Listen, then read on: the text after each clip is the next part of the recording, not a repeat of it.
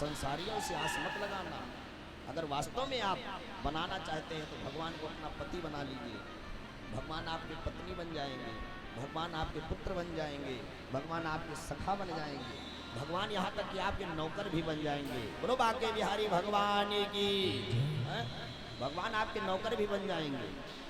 एक कथा आती है कि सेन नाई था, हमारा सेन नाई का काम था हर रोज जाकर के राज दरबार में राजा के बाल को बनाता था सेन नाई।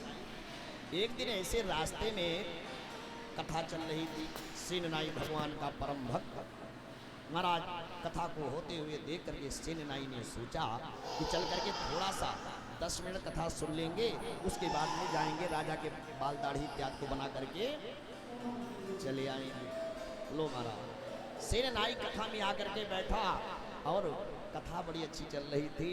सेन नाई को कथा बड़ी अच्छी लगी और सेन नाई कथा सुनते सुनते भाव विभोर हो गया।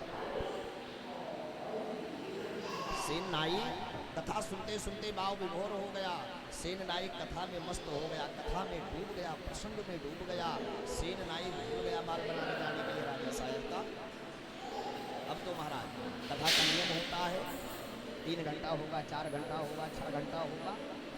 सेन नाई तब तक बैठा रहा जब तक कथा चलती रही।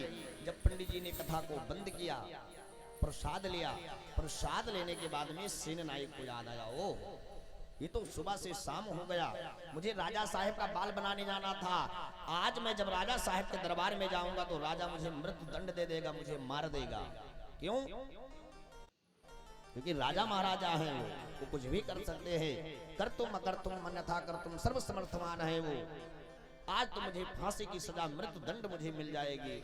अब तो महाराज सेन नाई अपना अस्त्र लेकर के और राजा के राजमहल की ओर दौड़ पड़ा। राजमहल में प्रवेश कर गया। राजा सिंहासन पर बैठा हुआ था। जाकर के सेन नाई दंडोती प्रणाम करने लगा, लेट गया। राजन, आज मुझसे बहुत बड़ा अपराध हो गया, मुझसे बहुत बड़ी गलती हो गई, इसलिए राजन आज मेरे अपराध को क्षमा करें। क्यों? क्योंकि आज समय से मैं आपकी सेवा में उपस्थित नहीं हो सका। राजा ने कहा सेन नाई तेरे को हो क्या गया है? अभी अभी सुबह सुबह तो तू आया था, मेरा बाल बना करके गया था, अरे मेरी सेवा करके गया था। सेन नाई कहे नाना सरकार मैं आपकी सेवा में नहीं आया था, अरे मैं तो आज बैठ करके कथा सुन रहा था।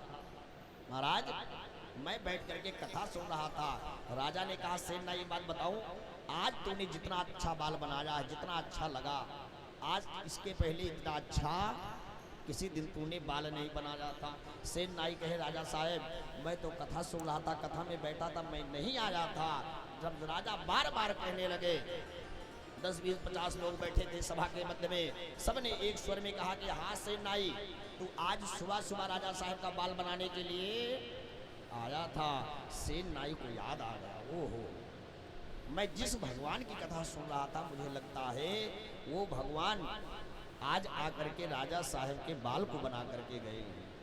वो भगवान, जिन भगवान की मैं कथा सुन रहा था, उन भगवान को कष्ट उठाना पड़ा। वो भगवान आकर के इस राजा के बाल को बना करके गए, वो भी मेरी वजह से। उसी समय सेन नाई अस्त्रा को ले जा करके राजा के चरणों में रख दिया। कहा राजन इस सेन नाई को आज के बाद में आपकी नौकरी नहीं करना है, मुझे नौकरी तो करना है उसी भगवान का करना है जो भगवान आपका बाल बना करके गया है। और मेरे बाल बनाने के कारण भगवान को नौकर बनना पड़ा, भगवान को आकर के बाल बनाना पड़ा। अब ये सेन नाई आज के बाद में नौकरी नहीं करेगा। बोलो भक्तवत्सल भगवान की। तो मेरे प्यारे बंधुओं, मेरे कहने का मतलब है कि सिर्फ भगवान के हो जाइए।